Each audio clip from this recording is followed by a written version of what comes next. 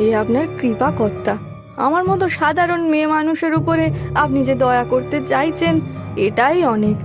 কিন্তু আমাকে ক্ষমা করবেন, আমি এটা করতে পারবো না। পারবে না? কিন্তু কেন? আমাদের হোটেলে তুমি ওই শ্যামধরের হোটেলের থেকে অনেক বেশি ভালো থাকবে। কি করব কর্তা, স্বামী মারা যাওয়ার পরে যখন এই একরত্তি ছেলেটাকে নিয়ে পথে দাঁড়িয়েছিলাম তখন এই কর্তাই আমাকে রোজগারের উপায় করে দিয়েছিলেন। আজকে তার সাথে আমি বেইমানি করতে পারবো না। মূর্খ মেয়ে ছেলে কোথাকার!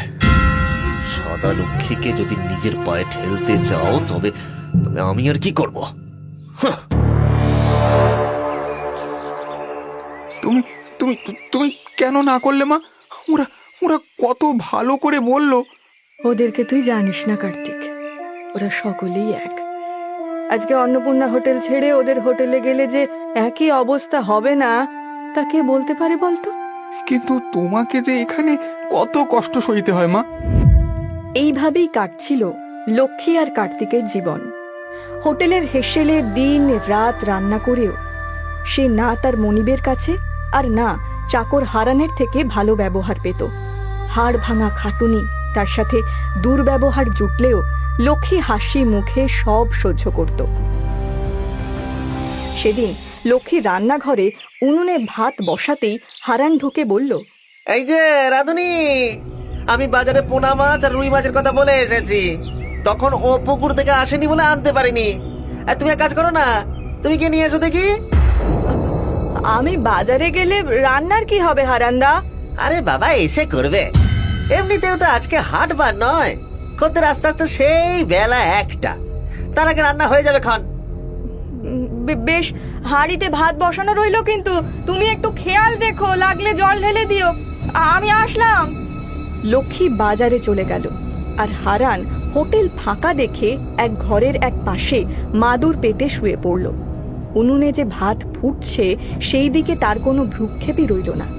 এদিকে বাজার সেরে লক্ষ্মী যখন হোটেলে ফিরল তখন বেলা অনেক, কিন্তু হোটেলে ঢুকেই তার নাকে যেন একটা পোড়া গন্ধ যেতেই সে এক ছুটে রান্নাঘরে গিয়ে দেখল ভাতের হাঁড়ির ভাত পুড়ে কালো হয়ে গেছে। সেই সময়ই শ্যামধর ঘরে ঢুকে চেঁচিয়ে উঠল, হায় হায় হায় হায় হায়, এ কি করলি? এক হাড়ি ভাত যে পুড়ে ছাই হয়ে গেল। ছ্যা ছ্যা ছ্যা ছ্যা ছ্যা। কথা কথা আমি বাজারে গেছিলাম, কিন্তু ওই হারান্দাকে। আমার নামে কি বলছো? বদমাস মেয়ে ছেলে, কাজে কোনো মন নেই তাই না? ভাত বসিয়ে কোন নাগরের সাথে ড্যাং ড্যাং করে ঘুরতে চলে গেলে সে কি আমরা জানি না ভেবেছ? ছি ছি ছি ছি ছি ছি ছি ছি ছি ছি, এসব কি নোংরা কথা বলছো হারান্দা? না কথা না, আমি সত্যি বলছি, ওই হারান্দা আমাকে বাজারে যেতে বলেছিল আর আমি। চুপ, মিথ্যেবাদী মেয়ে ছেলে। বলেছিলাম, আমি পই পই করে আপনাকে বলেছিলাম কথা, ওই মেয়ে মানুষটা কিন্তু মহা শয়তান। আপনারই দরদ তখন উতলে উতলে উঠছিল, বুঝুন এবার? বাইরে খদ্দের পাত পেরে বসে গেছে আর এদিকে ভাত পুড়ে ছাই।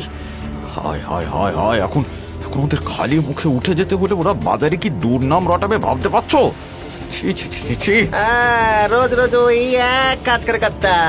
আপনি ভালো মানুষ, তাইও বেশি পার পেয়ে যাচ্ছে। এই জন্য বলে ছোট লোককে সবসময় ওই ওই পায়ের তলায় রাখতে হয়। হ্যাঁ, অনেকক্ষণ ধরে আমি তোমাদের যাচ্ছে তাই অপমান সহ্য করে যাচ্ছি। আমি গরিব, যখন সবচেয়ে বেশি দরকার ছিল আপনি আমাকে ঠাঁই দিয়েছিলেন কর্তা, সেই ভেবে আমি অনেক সয়েছি, কিন্তু আর নয়। ওরে আমার রাজরানী এলেন রে, তুই সহ্য করিস না নাকি তোকে আমরা সহ্য করেছি রে? দিন রাত খাবার চুরি করে নিয়েছি, সেটা জানি না ভেবেছিস? কথা অনেক হয়েছে কর্তা, আর নয়। আপনি আমার বেতন মিটিয়ে দিন, আমি কাল থেকে আর এখানে কাজ করব না। বেতন? কিসের বেতন? তোর জন্য আমার এক হাঁড়ি ভাত নষ্ট হয়ে গেল, আবার বেতন চাইছে?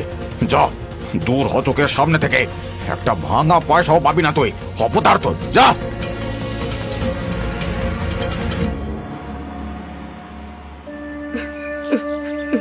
মা আর কেন না মা, আমি তো তোমাকে অনেক আগেই বলেছিলাম ওরা যে মানুষ নয় মা, নইলে এতদিন পরে তোমাকে কটা ভাতের জন্য এত অপমান করে। কিন্তু কার্তিক, এবার আমরা কি করব বাবা? কি খাবো, কোথায় যাব? এ কি তোমাকে বলেছিলাম না মা, এবার তুমি নিজের একটা হোটেল খোলো, যেখানে যেখানে কেউ তোমাকে কিচ্ছুটি বলতে পারবে না। হোটেল খোলা কি মুখের কথা বাবা? কত টাকা লাগবে? অত টাকা আমি পাবো কোথায়? টাকা আমি দেব মা, তুমি নিশ্চিন্তে হোটেল খোলো। খগেন বাবু, আপনি আপনি টাকা দেবেন? কিন্তু কেন? আজ 5 বছর হয়ে গেল আমি অন্নপূর্ণা হোটেলে খাবার খাই। বিশ্বাস করো মা, তোমার হাতের রান্না না খেলে যেন তৃপ্তি হয় না। তোমার হাতের এত গুণ, কিন্তু মালিক শ্যামধর কোনো দিন তার কদর করেনি। আজকে আপনিও ওখানে ছিলেন বুঝি?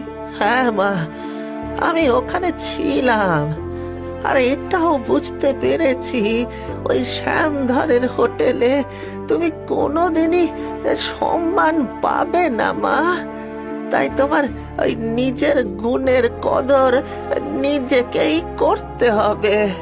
আমি তোমাকে সেই জন্যই টাকা দেব। কিন্তু কিন্তু খগেন বাবু, এতগুলো টাকা আমি আপনার থেকে নিতে পারবো না। আহা, আচ্ছা নিজের কাকা হলেও বুঝি এমনটাই বলতে পারতিস তুই মা। কাকা? এ আপনি কি বলে দিলেন কাকা বাবু? কিন্তু আপনার পরিবার।